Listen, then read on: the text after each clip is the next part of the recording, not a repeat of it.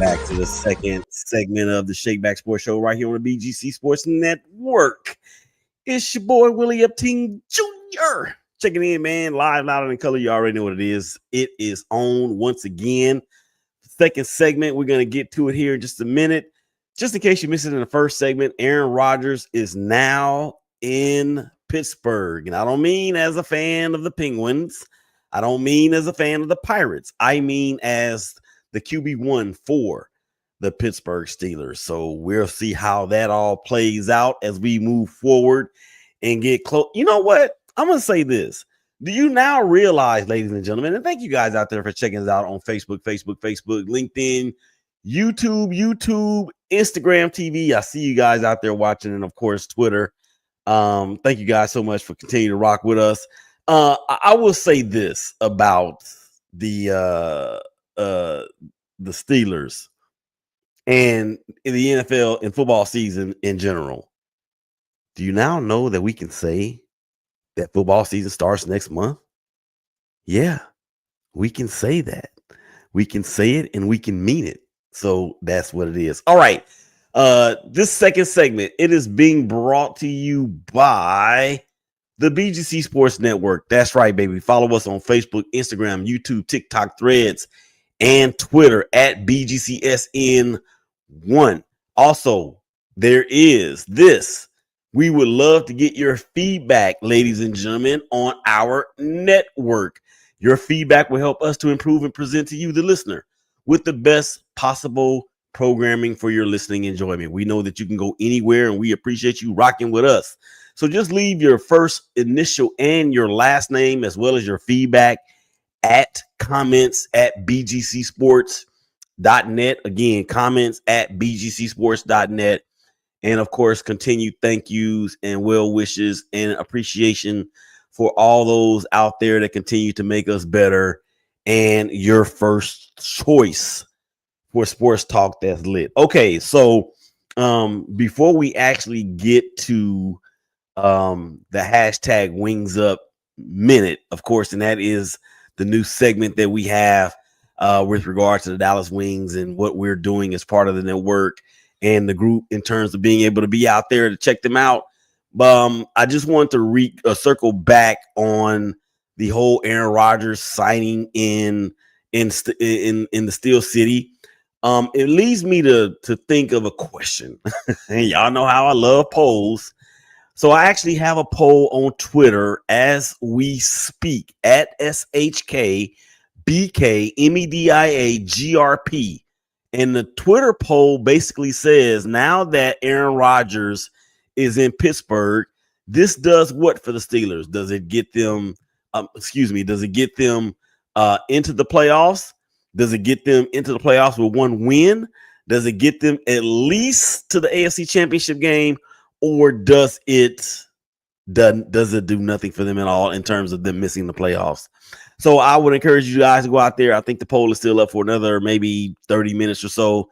Get out there, get your vote on, and I appreciate that as well. Okay, so we had an opportunity to be in the facility or be in the place, be in the building on Friday night for the Dallas Wings and the LA Sparks. The Sparks came to town, of course, with Kelsey Plum and so many others, Derek Hamby and all the other great players that they have. And the Wings, of course, are still without Paige Beckers, who's in concussion protocol. So the Sparks came in on Friday night and defeated the Wings 93-79.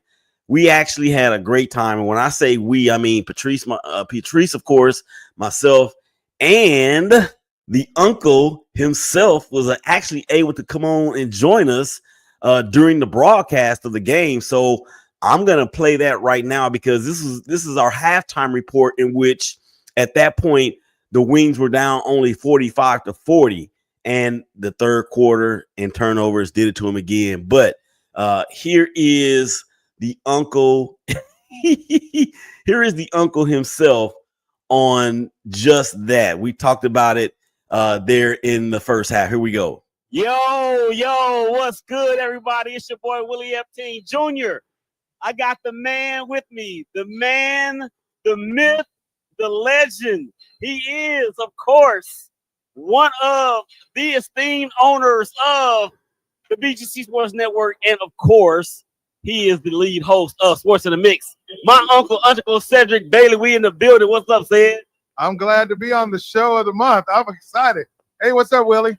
Hey, man, ain't nothing to it. This actually is not the show of the month. That's the hashtag Brothers of Baseball show. Yeah. Baseball. Yeah, that's actually the baseball show, but it's all good. So we are live from College Park Arena right here in Arlington, Texas, where the Dallas Wings and the LA Sparks are going at it. The Sparks are currently up 45-40 at halftime. Said, what has been the thing that has most stuck out to you in this game?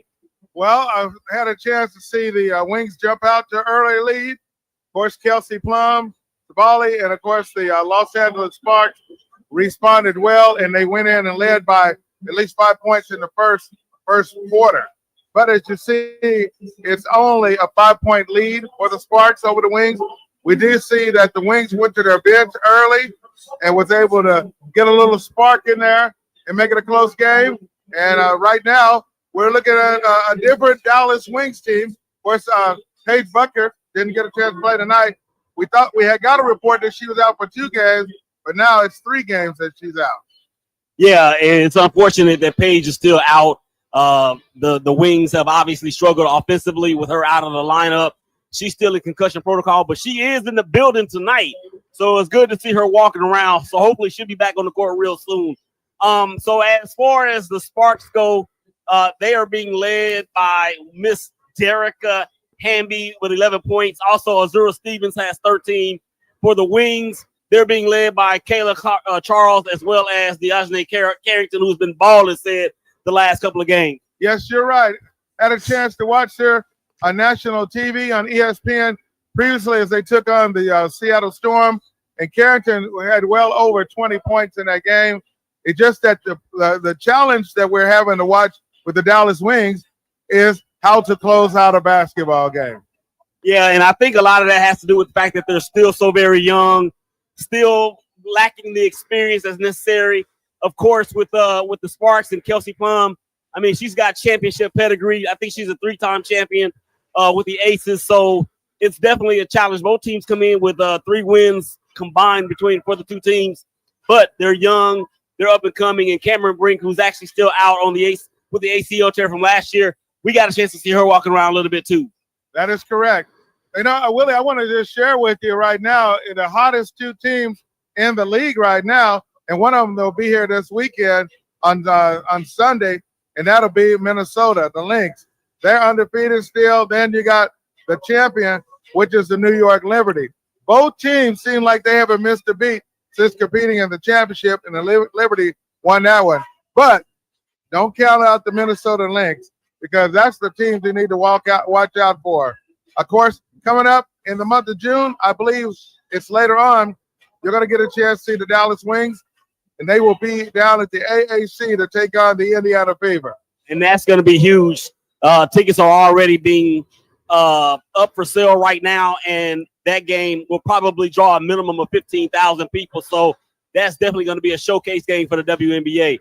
So, Seth, before we get out of here for this halftime segment, let me ask you a question in terms of the WNBA and your opinion on its resurgence and what it's done for women's athletics as a whole. Well, I would say this. The whole league is doing really, really good. As you see, Golden State, they have put together a team. They say that they're averaging 18,000 fans for the season in California.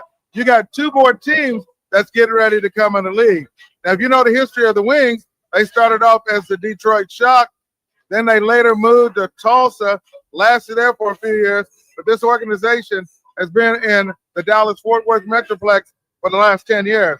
From my understanding, when they leave here at College Park, they're going to be in downtown Dallas to be playing downtown. So that's just a matter of time. But I want to say this organization is doing a phenomenal job. You got people coming in here, and they're loving what they're seeing. The only thing that Dallas needs is some W's. If they get that, they'll be good to go. Yeah, and I agree with that 100%, especially with Paige Beckers, this last draft's #1 overall pick coming to the Wings. So it's definitely an opportunity for the Wings to make some waves and get back to the playoffs for the first time since 2023. All right, so that's going to do it for our halftime report. That said, this is Willie. Behind the camera is the wonderful Patrice, and we will talk to y'all again real soon. Peace. We out.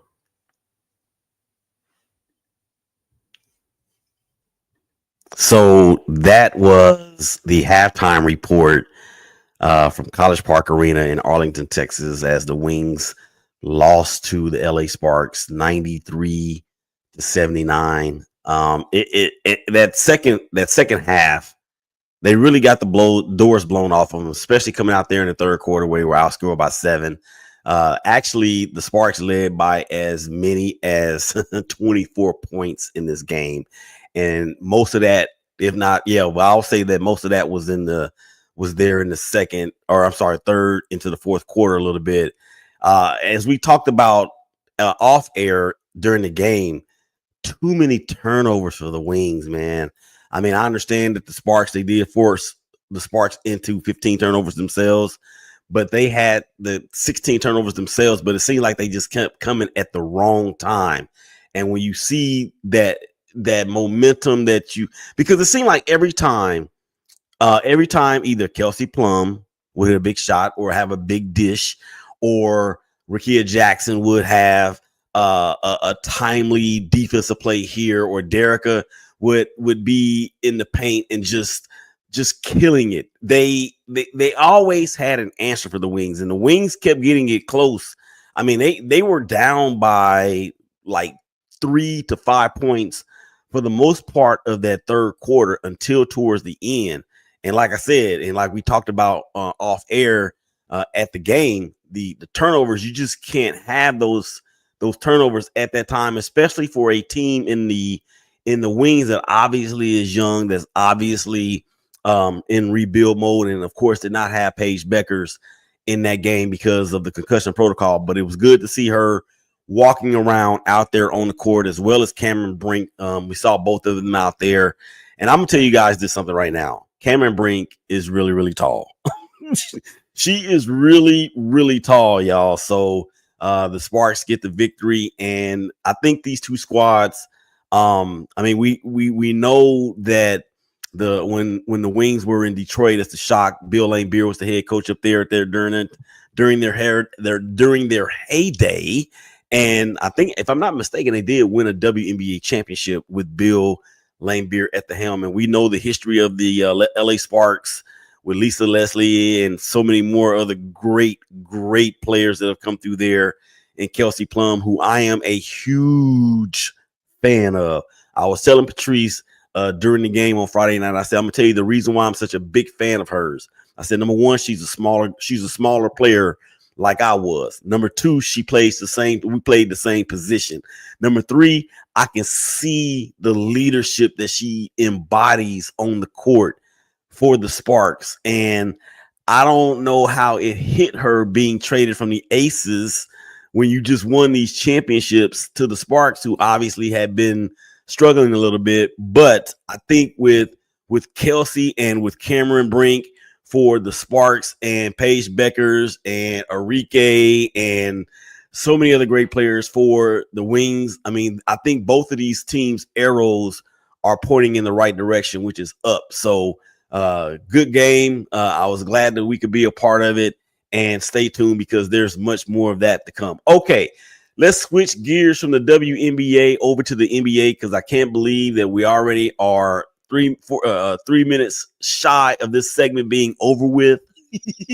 But it is what it is when you're having fun. So the Indiana Pacers, they go into Oklahoma City and steal not only game one, but home court advantage let me put it this way. They have stolen home court advantage from the team that had the most wins in that franchise's history in the Oklahoma City Thunder. And Tyrese Halliburton. I had titled this segment, Hali is Tyriffic, because he was terrific, and he has been terrific this entire playoff run. And even last year in the playoff run against the Celtics, when I feel like they really had a chance to beat the Celtics, the ball just didn't bounce the right way. So are we really surprised that the Pacers are doing what they're doing? They have the clutch gene superstar now in Tyrese Halliburton. They've got a phenomenal supporting cast led by Pascal Siakam and others. And their head coach, Rick Carlisle, is a, guess what, championship winning head coach. So is it so much of a shock that the Pacers went into Oklahoma City and beat them? Because they did that. It's not that Oklahoma City lost the game. The Pacers took it from them. I mean, like a rattle from a baby that won't stop crying, or you're trying to get them to cry, or whatever. I shouldn't say you try to get them to cry. When you try to get them to stop crying and you give them a pacifier, they took this game from OKC. That's exactly what they did. And I don't think that Halliburton, let me put it to you this way, because I'm going to give it to you from my perspective. I did not know that this kid was this dynamic, and shame on me before that, because guess what? He plays the same position that I played, but at the same time, he's more of a true point guard than probably anybody else in the league at this point that I can think of off the top of my head. He's truly a floor general, and he can score the basketball, yes. And he is a bigger point guard, yes. But this dude's shot, it is as ugly as I have seen, and I don't know how long. Sean Marion's shot comes to mind. Bill Cartwright's shot comes to mind.